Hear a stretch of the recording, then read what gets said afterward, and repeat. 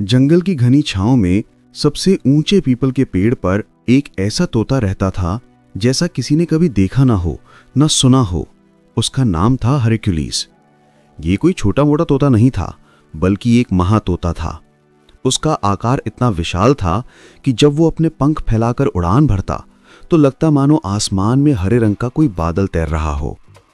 उसकी विशाल परछाई जमीन पर चलती तो छोटे मोटे जानवर घबराकर इधर उधर छिप जाते। कहते हैं जब वो उठता तो बादल उसके पंखों से टकराते और जंगल में बिन मौसम बारिश होने लगती।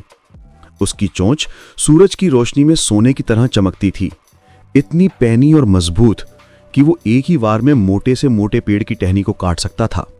और उसकी आवाज इतनी गहरी और गूंजदार थी कि जब वो कुछ बोलता तो दूर पहाड़ों तक उसकी गूंज सुनाई देती।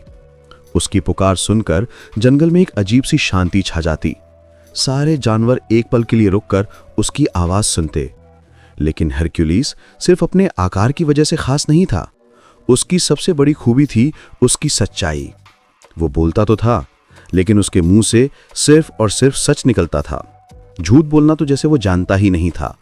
चाहे बात कड़वी हो या मीठी, वो हमेशा सच का ही साथ देता। इसी वजह से जंगल के जानवर उसे थोड़ा डरते भी थे, क्योंकि सच सुनने की हिम्मत हर किसी में नहीं होती। लेकिन वो उसका सम्मान भी बहुत करते थे। उन्हें पता था कि हरक्यूलिस की बात पत्थर की लकीर है, जिसे कोई झुठला नहीं सकता। वो जंगल का विवेक था, एक ऐसा प्रहरी जो हमेशा सच के साथ खड़ा रहता।